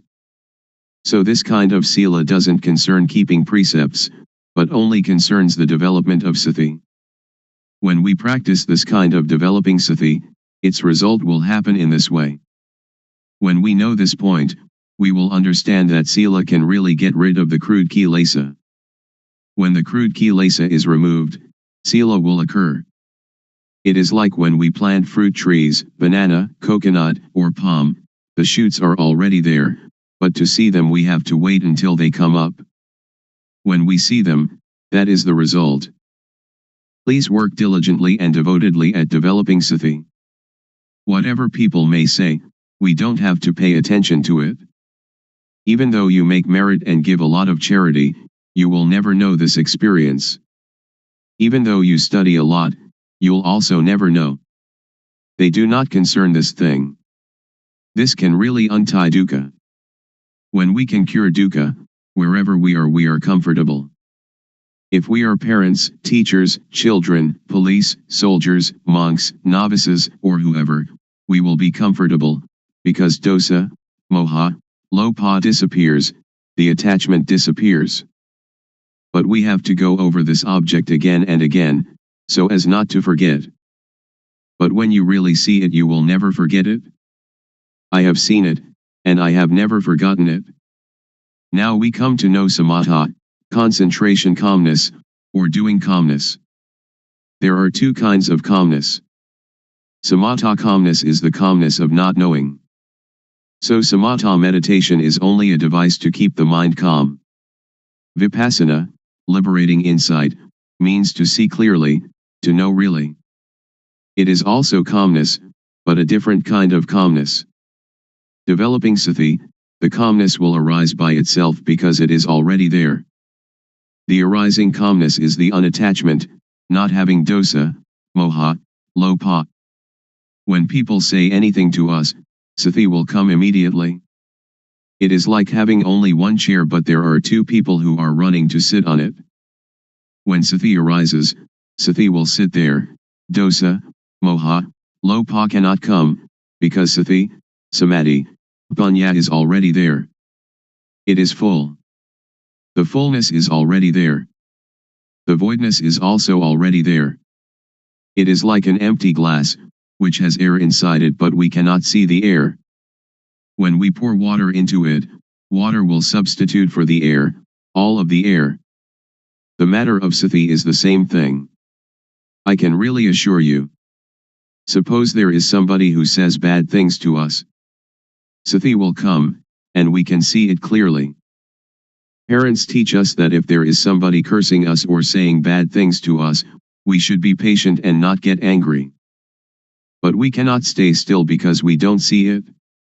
When there is nobody to say bad things to us, we are already comfortable, because the comfortable is already there. It depends on what we suppose to be the owner of each body to practice and make it occur. When we practice, the clear knowing and the real seeing will occur. I can assure everybody. If somebody does not develop sati and does not make this thing occur, that person doesn't have it, but it is already there. So we should respect each other. After knowing sila, we will know gama, sensuality. Gama means those things that make calmness. Gama is attachment. This is called gama aramana, the object of sensual enjoyment. It is called gamazava, under the control of gama, bhavasava, under the control of bhava, being, or dukkha, this is bhava and jati, birth, avijjasava, avijjaya is not knowing. Now we come to know gama, which is deities, rich people, people with authority. They attach to reputation, money, honor, these people who have gama, but I do not blame anybody, I just teach directly. You can bring it into practice, or you might not bring it into practice, it depends on you. When we know gama we see that gama is dukkha, gamazava is dukkha, bhavasava is dukkha, avijjasava is dukkha, because of not knowing. We also know samatha meditation. People may talk in any manner, we really know the matter of calmness. We know all the stages of it, because it is already in us. We write the overturned bowl, we open up what is covered over, that is to teach the method of practice, the method of arm movements, the method of turning the hand. This is one form of the most intensive practice. I have not taught this according to the texts. It may or may not contradict the texts, but I will talk in this way, because doing this way then you know this way. If you study from the texts, when asked about the truth, you don't know. Many of my teachers didn't know. The arm movement is cause, its result is panya arising. Cause and effect go together. After knowing this, we know about panya and hapapa. Or any bad bodily action, we know how it is hapapa, kama, harmful, benighted action, and, if there is really a hell, into which level we shall fall. Or any bad verbal action, we know how it is hapapa, kama, and, if there really is a hell, into which level we shall fall. Or any bad mental action, we know how it is hapapa, kama, and, if there really is a hell, into which level we shall fall. Or any bad bodily, verbal, and mental actions together, we know how they are hapapa, kama, and, if there really is a hell, into which level we shall fall. Or any good bodily action, we know how it is, punya kama, beneficial wise action, and if there really is a heaven or nibbana, to which level we shall go. Or any good verbal action, we know how it is punya, kama, and if there really is a heaven or nibbana, to which level we shall go. Or any good mental action, we know how it is vedana, and if there really is a heaven or nibbana, to which level we shall go. Or any good bodily, verbal, and mental actions together, we know how they are punya, kama, and if there really is a heaven or nibbana, to which level we shall go. The shaking of the knowing element is already there in everybody. the developing of sati can apply to everybody. If you don't believe it, just try it. I can guarantee that it will not take longer than 3 years and you will really know. It is like the fat, fertile grain that we plant in the field. If we practice incorrectly, it is like the empty husk. If you dig the ground, but not in the right place, then you cannot get water. If you dig into the ground in the right place, then you can really get the water. This kind of practice, if you do it correctly, you will really get the result. If you do it incorrectly, you will not get the fruit. When the occurrence happens, we know about 4 elements: earth, water, fire, and wind. They come together. When we know this, the occurrence arises. We know the end of dukkha. The end of dukkha is here. It will demolish all and everything. On this thing I do not believe anybody. When we come to the end, we will have jnana. Sila is the tool to get rid of crude kilesa. When the crude kilesa comes to an end, sila occurs. Samadhi is the tool to get rid of the median kilesa. When we know the median kilesa, then we know samadhi. Panya is the tool to get rid of the subtle kilesa. When the subtle kilesa is discarded, panya then arises. That arising panya is called jnana panya. Because it is inside us, we know it. If it is not there inside us, then we don't know it. I can assure you that everyone without exception can know it. Women, men, believers of any religion. When I was practicing this method, I was not a monk. Sometimes I wore shorts, sometimes I wore trousers.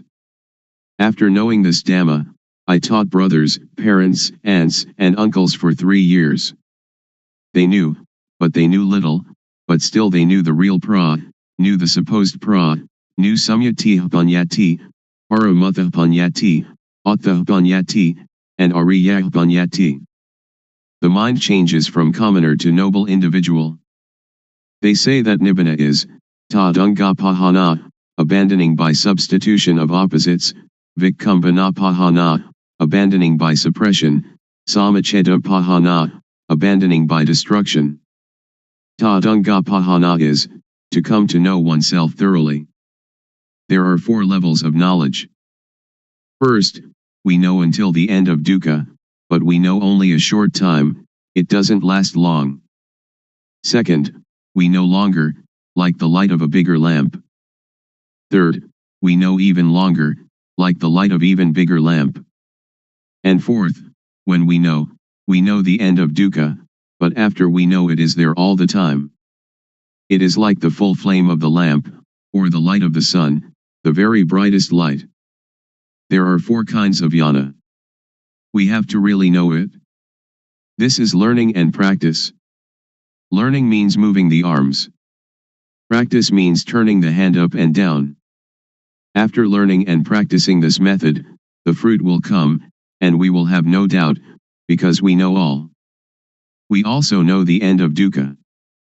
Patijjasamuppada, dependent co-arising, is just words. If we want it in our practice, we have to come to the cause, that is to practice movement, until panya arises. When panya arises, when we talk about patijjasamuppada, we know it immediately.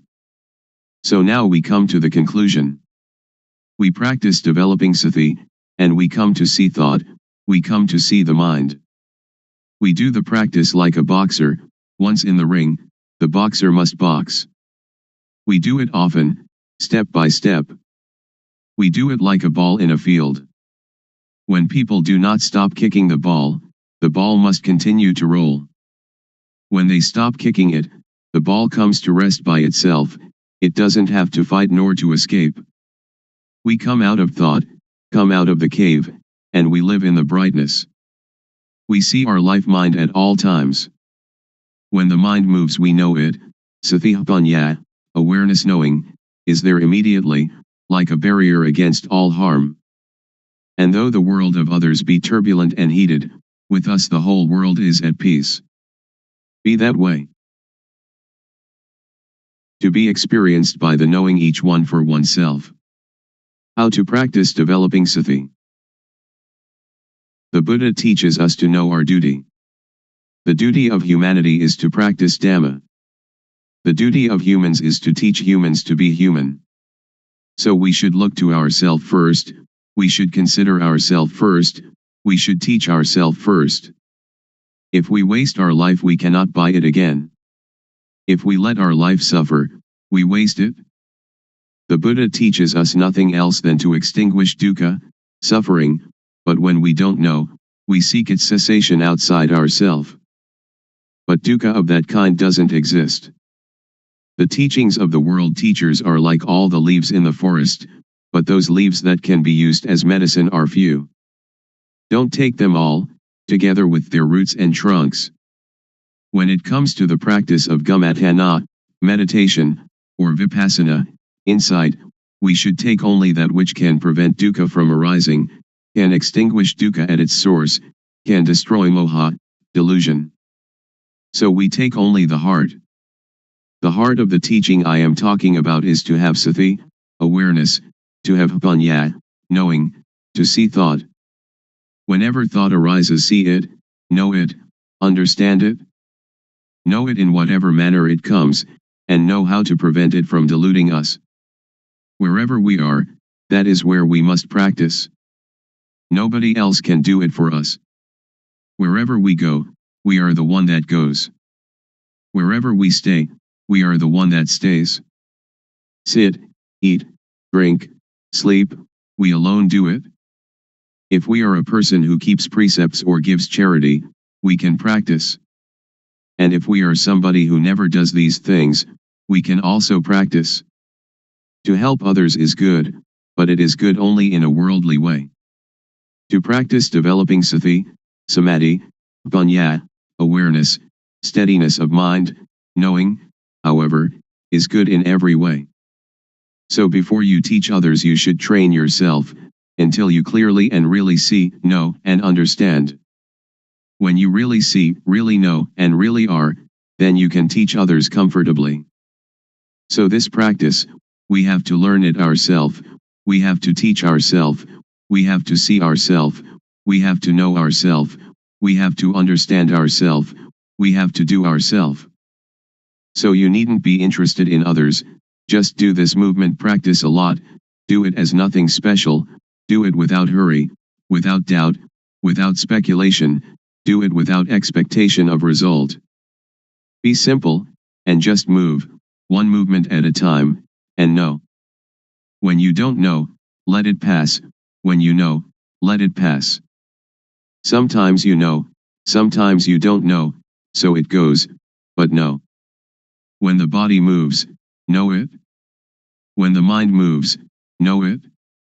This practice is a 24 hours a day practice, so relax and just be natural, just be normal. Set up the mind to really practice, and practice comfortably. The method of developing sati in daily life. When we get on a bus or boat, and are seated properly, we turn the palm up, we turn the palm down, we move the hand, or stretch the hand, or run the thumb over the fingertips, and blinking eyes, breathing, swallowing saliva, and so on. Be aware of these movements. This is the way to have awareness returning to ourself. When thought arises, be aware of it, and detach it. The method of developing sati when we are at home. We can sit with both legs gathered back to one side, or cross-legged, or in a chair, or we can sit with legs outstretched.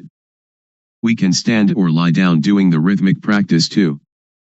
When we walk Jangama, meditating while walking back and forth, a length of 8 to 12 paces will do, we must not move the arms, fold the arms across the chest, or clasp the hand behind the back. The method of practice in a sitting position is shown in the stylized illustrations that follow. First, rest the hands palms down on the thighs. Second, with awareness, turn the right hand onto its edge, then stop. Third, with awareness, raise the hand, then stop. Fourth, with awareness, lower the hand to rest on the abdomen, then stop. Fifth, With awareness, turn the left hand onto its edge, then stop. 6th. With awareness, raise the hand, then stop. 7th. With awareness, lower the hand to rest on the abdomen, then stop. 8th. With awareness, move the right hand up to rest on the chest, then stop. 9th. With awareness, move the hand out, then stop. 10th. With awareness, lower the hand to the thigh, then stop. 11th. With awareness, turn the hand down, then stop. 12th. With awareness, move the left hand up to rest on the chest, then stop. 13th. With awareness, move the hand out, then stop. 14th. With awareness, lower the hand to the thigh, then stop. 15th. With awareness, turn the hand down, then stop. And repeat this cycle of movements again and again. Good in the beginning, excellent in the middle, and miraculous in the end. The object of the practice of developing sati through the method of movement. Stage 1. Suppositional object. We must know Rup Nam, body-mind, must know Rup acting, Nam acting, must know Rup disease, Nam disease. There are two kinds of Rup disease, Nam disease. With diseases of the body, like headache, stomachache, and wounds, we have to go and see the doctor at the hospital. The disease of the mind is dosa, moha, lopa, anger, delusion, greed. For a cure we must depend upon this method of developing sati, awareness. Then we must know dukkang, anajang, anatta, suffering, impermanence, not self, unbearable, unstable, uncontrollable. Then we must know samyati, supposition. Whatever samyati is in the world, know it to the end. Then we must know sasana, religion, we must know Buddha sasana, Buddhism. Sasana is everyone without exception. Sasana means the teaching of one that knows. Know Buddha sasana. Buddha means one that knows, one that is awake, one that is blessed with Dhamma, which is sati, samadhi, panya, awareness, setting up the mind, knowing. So we develop panya. Then we must know papa, sin, must know punya, merit. Papa is dark, stupid, not knowing how it is. Punya is clever, knowing everything. Whoever doesn't know is called somebody who still doesn't have punya. End of stage 1. There will arise an obstacle at this point, because we attach to the knowledge of Vipassana or Kilesa. Vipassana or Kilesa, defilement of insight, is when we know outside ourself endlessly. We must withdraw. We must not enter thought. Stage 2, touchable object. Use sati to see thought. When thought arises, know it, see it, understand it, and touch it. As soon as thought arises, cut it away immediately. Do it like a cat pouncing on a rat. Or like a boxer that climbing into the ring, must box immediately. The boxer needn't pay respect to the teacher. Lose or win, the boxer must box. We must not wait for anyone. Or like digging a well. When we find water, it is our duty to scoop out the mud, scoop out the mire, scoop out the water until it is finished. Scoop out the old water to the end. Now new water from inside will come out. We must stir at the edge of the well, clean the edge of the well, clean out the mud, and clean out the mire. Do it often. The water will become clean by itself. When the water is clean, anything that falls into the well we will know, see, and understand immediately. The cutting out of thought is the same. The quicker we cut, the better it is. Then let us see Vatu, thingness, see Paramutha, mind touchable, see Agara, change in Jess.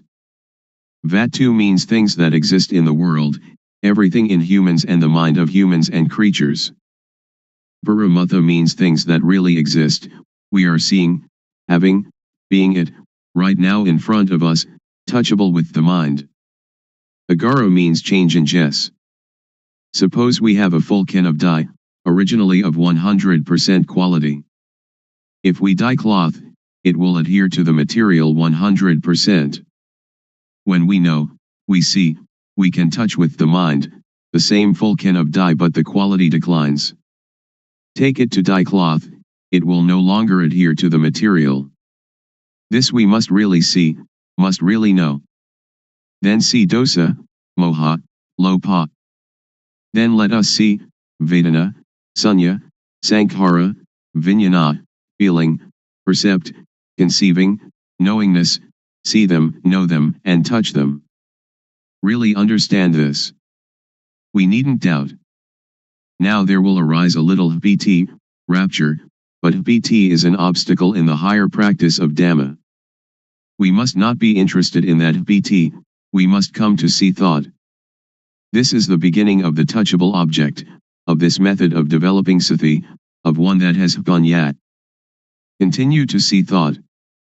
There will occur knowledge, or jnana panyat, the knowledge of full direct awareness knowing. See, know, and understand kilesa, tanha, upadana, kama, defilement/stickiness, craving/heaviness, attachment, action. Therefore attachment will lose its taste, loosen its grip and fade, just as poor quality dye cannot adhere to material. There will again arise bhiti. We must not be interested in that bhiti. Uproot satisfaction and dissatisfaction. Continue to see thought, to see the mind that is thinking. There will occur a kind of jnana, to see, to know, and to understand sila, normality, sila kunda, samadhi kunda, panya kunda, the gathering together, containing of all normality, setting up the mind, knowing, or, ati sila sikha. Ati jitta sikha, and ati panya sikha, the training in the higher ethics, higher mind, higher knowing. Kunda means to contain or to fight. Sikha means to steamroller into powder or to pulverize to extinction. So sila is the tool to get rid of crude kilesa. Crude kilesa is dosa, moha, lopa, kilesa, tanha, upadana, kama. When these lose their taste, fade, and loosen, then sila occurs. Samadhi is the tool to get rid of median kilesa. Median kilesa is calmness, which is to see, to know, and to understand gamazava, pavasava, abhijasava, under the control of sensuality, being, not knowing, because this kilesa is median kilesa, which makes the mind calm. This is one of the objects of this method of developing sati. When we know and see it this way, we will come to know dana, generosity, giving, keeping precepts, and doing gamatana, meditation, from every angle and every corner. There will arise jnana panya in the mind. For a bad bodily action, know how it is papa, kama, harmful, benighted action, and, if there really is a hell, into which level we shall fall. For a bad verbal action, know how it is papa, kama, and if there really is a hell, into which level we shall fall. For a bad mental action, know how it is papa, kama, and, if there really is a hell, into which level we shall fall. For bad bodily, bad verbal, and bad mental actions together, know how they are papa, kama, and, if there really is a hell, into which level we shall fall. For a good bodily action, know how it is punya, kama, beneficial, wise action, and, if there really is a heaven or nibbana, to which level we shall go. For a good verbal action, know how it is punya, kama, and, if there really is a heaven or nibbana, to which level we shall go. For a good mental action, know how it is punya, kama, and, if there really is a heaven or nibbana, to which level we shall go. or good bodily, good verbal, and good mental actions together, know how they are punya, kama, and, if there really is a heaven or nibbana, to which level we shall go. End of the object of this method of developing sati. It will be the greatest, most wonderful unfolding, which is in the mind of everyone without exception. If we still do not know it now, when the breathing is nearly finished we most certainly must know. One that is developing sati, developing panya, as yana and knows. But somebody who doesn't develop sati doesn't develop panya, when the breathing is nearly finished it will be the same, but they will not know, because they have no yana.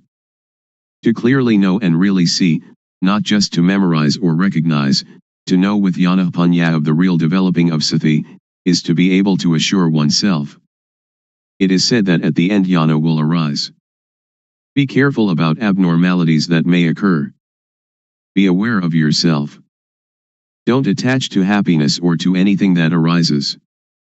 Don't take happiness, don't take suffering, but just return to reviewing the object often, from Rupnam until the end of the object, level by level, and know that the object has steps and stages. Certainly, if you develop sati correctly, the longest time for the practice will be no more than 3 years, the median time 1 year, and the quickest time 1 day to 90 days. We do not have to talk about the fruit of this practice. There is really no dukkha.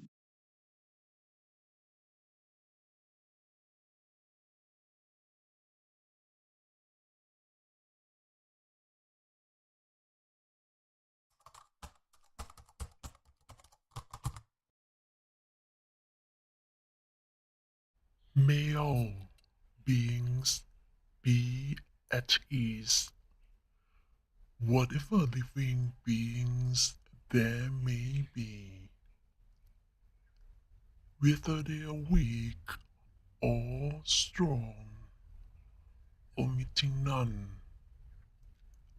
the great or the mighty, medium, short or small, the seen and the unseen, those living near and far away, those born and to be born, may all